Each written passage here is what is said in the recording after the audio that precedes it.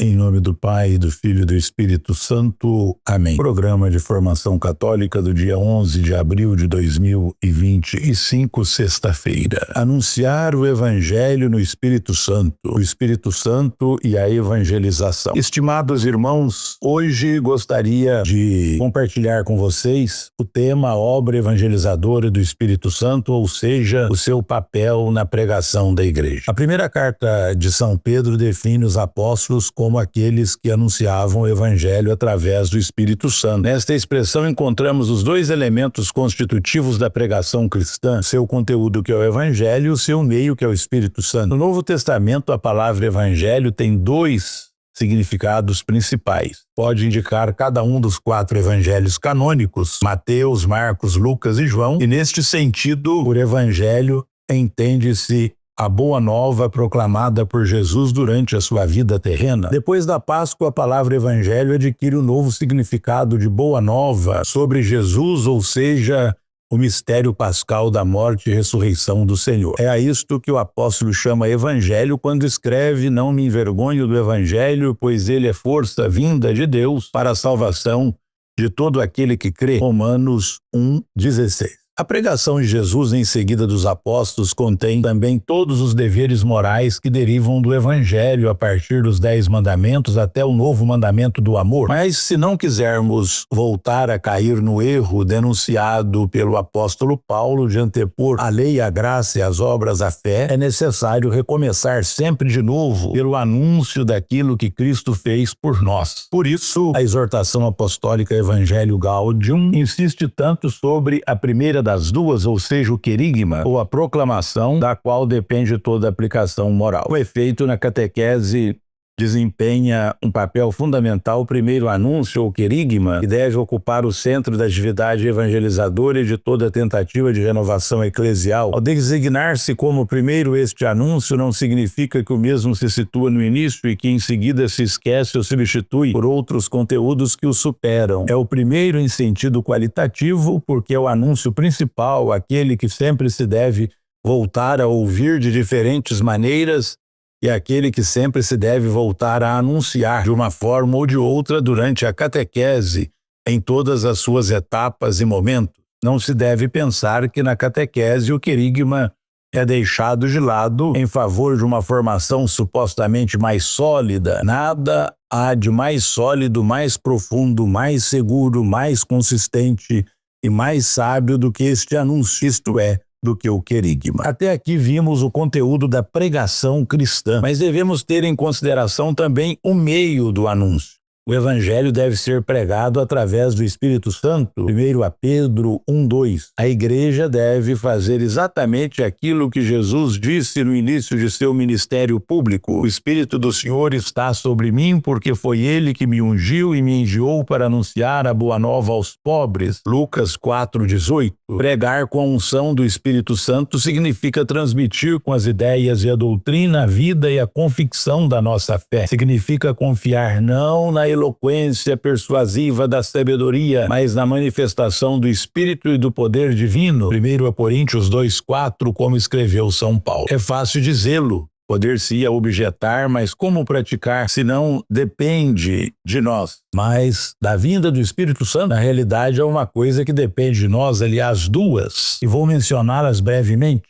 A primeira é a oração, e o tempo da Quaresma é um tempo de profunda oração, de penitência, de mudança de vida, de oração profunda. O Espírito Santo vem sobre aqueles que rezam, pois o Pai Celeste concede-nos o Espírito Santo a quantos lo pedirem, Lucas 11:13. Sobretudo se lo pedirem para anunciar o Evangelho de seu Filho. Ai de quem prega sem rezar. Torna-se aquilo que o apóstolo define como bronze que ressoa, o símbolo que retine, 1 Coríntios 13:1. Portanto, a primeira coisa que depende de nós é rezar, a fim de que venha o Espírito Santo. A segunda é não desejarmos anunciar-nos a nós mesmos, mas ao Senhor Jesus, Segundo a Coríntios 4:5, isso diz respeito à pregação. Às vezes as pregações são longas, 20, 30 minutos, mas por favor, os pregadores devem pregar uma ideia, um afeto e um convite a agir. Além de 8 minutos, a pregação vivifica-se. Não se entende, e digo isto aos pregadores. Vejo que gostais de ouvir isto, o povo de Deus. Às vezes vemos homens que quando começa o sermão, saem para fumar um cigarro e depois voltam para dentro. Por favor, o sermão deve ser uma ideia, um afeto e uma proposta de ação que nunca se prolongue mais de 10 minutos. Isso é muito importante. A segunda coisa é não desejarmos pregar-nos a nós próprios, mas ao Senhor. Não é necessário insistir sobre este ponto, pois quem está comprometido na evangelização sabe muito bem o que significa na prática não nos anunciarmos a nós próprios. Limito-me a uma aplicação particular desta exigência. Não querer pregar-se a si mesmo implica também não dar sempre a precedência a iniciativas pastorais promovidas por nós próprios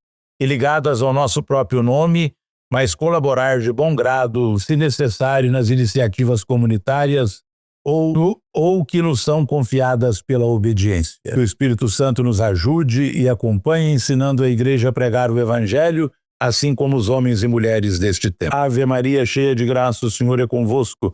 Bendita sois vós entre as mulheres e bendito é o fruto do vosso ventre, Jesus.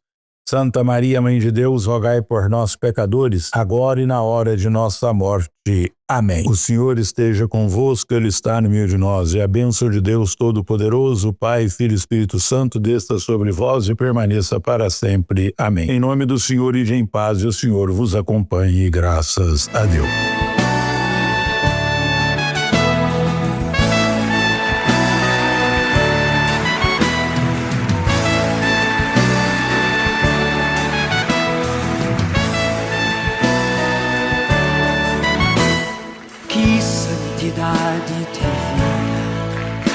Que homens devemos ser, pois se tudo no céu e na terra o Senhor chamará. Que respeito para com Deus, que luta devemos travar. No novo céu e na nova terra iremos morar. Vamos ficar de pé, vamos cantar juntos com o Padre Jonas. Somos, Senhor, tua igreja, que aguarda e apressa tua vinda gloriosa. Que o Senhor nos encontre em paz, puros e sãos. Segura firme nessa palma. Somos, Senhor, tua igreja, que aguarda e apressa tua vinda gloriosa. Que o Senhor nos encontre em paz, puros e santos. Que é feito da sua promessa. Perguntam e zombam de Deus. Quero ver seus braços erguidos comigo. Mas o Senhor virá, Ele não dará. Que lindo! Que eu seja santo, santo, santo, pois Deus é santo, santo, santo. Que a santidade da minha vida apresse o Senhor e Ele logo virá. Mas o Senhor virá e Ele não tardará. Que eu seja santo, santo, santo, pois Deus é santo, santo, santo. Que a santidade da minha vida apresse o Senhor e Ele logo virá.